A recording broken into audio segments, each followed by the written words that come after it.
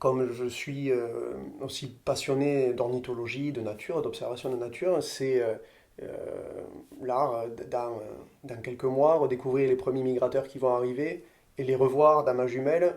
Il y a un sentiment de joie, quoi. Et comment dire, de lien. Je me sens en lien profond avec ces bestioles-là, avec cette sève universelle, comme disait la poétesse. Enfin, il y a ce que je trouve. Je me sens ouais, vibrer, quoi. Voilà.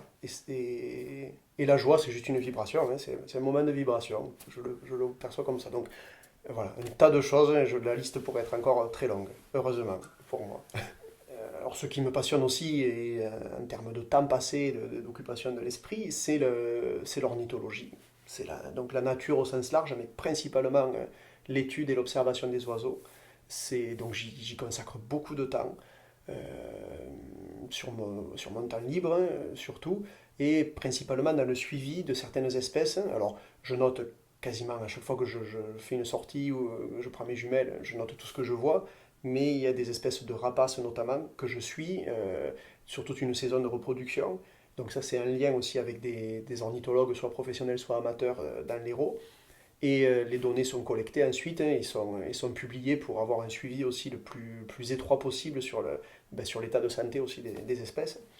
Donc, par exemple, je vais évoquer un oiseau qui me tient énormément à cœur, que j'aime beaucoup, qui s'appelle le circaète Jean Leblanc. C'est un grand rapace migrateur, donc qui fait grand parce qu'il fait 1,80 m d'envergure à peu près, et qui niche un peu partout dans l'Hérault, sur la moitié sud de la France aussi, jusqu'en Allemagne et tout ça, qui viennent donc d'Afrique subsaharienne, comme la plupart des oiseaux migrateurs, donc qui est chez nous de mars à fin septembre, octobre. Et donc j'ai la chance d'habiter dans un endroit où il y a plusieurs couples de circaètes qui nichent à proximité. Et, euh, et donc voilà, j'ai eu aussi beaucoup de chance de rencontrer un homme qui s'appelle Jean-Pierre Serré, qui est un passionné, mais jusqu'au bout des ongles, qui consacre sa vie à ça, aux oiseaux, et qui m'a transmis énormément de son savoir et de sa passion pour cet oiseau-là. Et voilà, donc effectivement, j'y consacre beaucoup de temps, et ça me plaît beaucoup parce que, ben, comme j'aime l'évoquer aussi, on est en lien avec cette force-là, ce qu'on appelle du sauvage, mais en fait, j'aime pas beaucoup, je me retrouve pas quand on cloisonne ville ou village et nature. Enfin, c'est une sphère, hein. On est dans une sphère, donc on vit par la nature, dans la nature. Et je crois que j'ai compris ça quand j'étais sur la place Bellecour à Lyon et que je lève les yeux et il y avait une dizaine de vautours qui passaient. Donc je pense qu'ils faisaient un vol de transition entre les Alpes et le Massif central. Ouais, on était au milieu de Lyon et il y a des vautours fauves là-haut et je me disais ben, peut-être que je suis les seuls à les voir et ça me plaît, mais bah oui, c'est pas parce que je suis dans la deuxième plus grande ville de France, je sais pas si Marseille est plus grande que Lyon. Enfin, bref.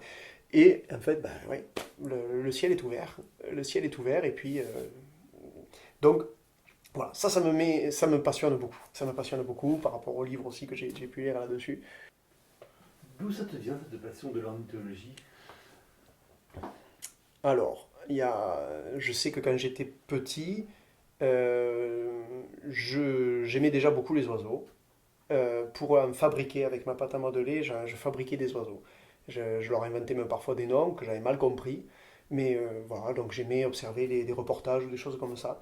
Mais je dirais, bon, sans plus. Et en fait, il y a eu un élément déclencheur, c'est qu'un jour, en discutant avec un ami, je confondais deux oiseaux. Et je lui dis, ben ça c'est un coucou. Il me dit, mais non, ça c'est pas un coucou, c'est une huppe. Et moi j'étais convaincu que c'était un coucou. Je dis, ah bon. Et, euh, et là j'étais en train de me dire, mais comment ça? Attends, je suis en train en fait, je connais pas les oiseaux. Et là je suis allé dans une librairie, j'ai pris un livre d'identification d'oiseaux et je me suis rendu compte que je ne connaissais rien. Et que ben, la plupart des gens en fait ne connaissent pas véritablement les oiseaux. On a tendance à nommer moineau n'importe quel oiseau. Et là, j'ai acheté le livre, et puis j'en ai acheté des dizaines d'autres après. Et j'ai passé beaucoup de temps à éplucher, à comprendre quels étaient les critères d'identification. Et après, à partir du moment où on prend ses jumelles et qu'on va dans la nature, bah c'est insondable. Ce n'est jamais terminé, en fait, de, de, de, de comprendre la vie des oiseaux. Alors, il y a l'identification, puis il y a leur vie, leur mœurs. C'est passionnant suivant les espèces. Il y a vraiment des différences vraiment notables entre les espèces. Et voilà, je crois que ça m'a pris comme ça, et donc c'est une espèce de réaction où il y a mon orgueil qui a été touché, je pense, il y a un peu de ça aussi. Voilà. Je- c'est peut-être ça qui a fait que. Puis voilà, bon. Oui, depuis l'enfance, ça me plaît, mais là, à partir du moment où j'ai mis le doigt dans l'engrenage, ça s'arrête plus après. Qu'est-ce que ça t'apporte d'aller les observer dans la nature? Alors, c'est une réponse bizarre, mais il y a deux mots qui sont contraires, c'est une déconnexion et une reconnexion. Je dirais ça en fait. Euh, alors ouais, la déconnexion avec ben, le fourmillement des êtres humains euh, et ben, la reconnexion avec ce qui se passe en fait sous nos yeux. Euh, voilà, ça m'apporte. Alors même si je dois avouer que quand même le suivi, parce qu'à deux, en ce moment, on a 39 couples différents dans le centre Hérault, enfin, jusque sur l'Écosse du Larzac. Et donc moi, je m'occupe principalement d'une dizaine de couples, mais ça induit un suivi assez, comment dire, presque, enfin voilà, scientifique, même si je ne prétends rien, enfin je ne prétends pas du tout, je ne me prétends pas scientifique, mais en tout cas très strict. Donc, ben voilà, il faut aller vite, il faut optimiser le temps, optimiser l'heure à laquelle on va aller sur tel site, parce qu'on sait que ces oiseaux-là, au, au vu de la physionomie de leur site, hein, vont être plus enclins à décoller plus tôt, plus tard, voir si le jeune est là, à quel moment, enfin bon. Le soleil, si on a le soleil en pleine tronche, on ne voit rien, donc ça fait partie aussi des choses, le vent et tout ça. Donc, c'est quelque chose d'assez contraignant, on ne peut pas juste y aller en dilettante en disant je vois l'oiseau, je ne le vois pas, donc voilà, offrir le maximum de chances, et sans déranger bien sûr. Donc ça m'apporte cette forme de rigueur aussi, voilà. Et malgré tout, parfois de pouvoir vraiment me poser, de dire, bah, tiens, là sur ce site, je vais passer des heures sans réfléchir, je vais observer tout ce qui se passe. Et ça m'apporte en fait d'avoir un rapport au temps qui est autre. Et ça, je m'en aperçois très très vite quand au mois de mars, principalement, je reprends cette activité de suivi des circaètes. Il me faut quelques jours avant de retrouver la patience ou l'acceptation que le temps peut faire son œuvre et que un oiseau est capable, lui, de rester à la même place sur une branche pendant une journée entière. Moi, j'en suis pas capable et je suis pas capable de le suivre toute cette journée-là. Mais voilà, de, de, de me reconditionner en fait à cette espèce d'attente.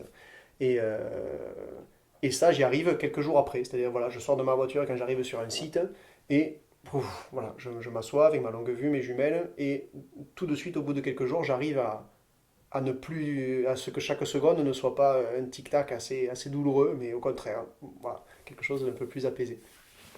Et,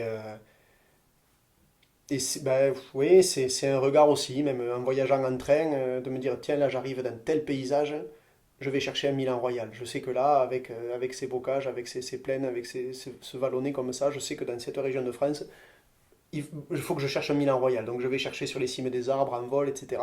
Voilà, pour prendre cet exemple-là. Ou un héron, là, il y a un petit ruisseau, là, il faut que je vois un héron. Et bah, voilà, avoir ce regard-là, cet autre regard-là, euh, je crois qu'on est tous, on est tous des artisans à vouloir cultiver notre propre spécificité, nos spécificités. Ça en fait partie. En tout cas, je prends du plaisir voilà, cultiver cette spécificité-là parce que je me rends compte que, en discutant avec beaucoup de gens, il y a peu de gens qui s'intéressent vraiment aux oiseaux comme ça, à leurs mœurs et tout. Et euh, voilà, oui, oui, c'est une spécificité, bon, peut-être. Alors, ces observations, donc que je note scrupuleusement chaque journée d'observation, on en compile à la fin de la saison des données. Ces données, alors pour l'instant, je les transmets donc à un autre ornithologue avec qui je travaille, qui lui-même les transmet donc sous forme de tableau, c'est-à-dire le nombre d'heures qu'on consacre au suivi, donc tout ça est évidemment balisé, le nombre d'heures, le nombre d'oiseaux qui se sont reproduits, fait de couples suivis, de jeunes envolés, etc. Enfin voilà, des critères très précis.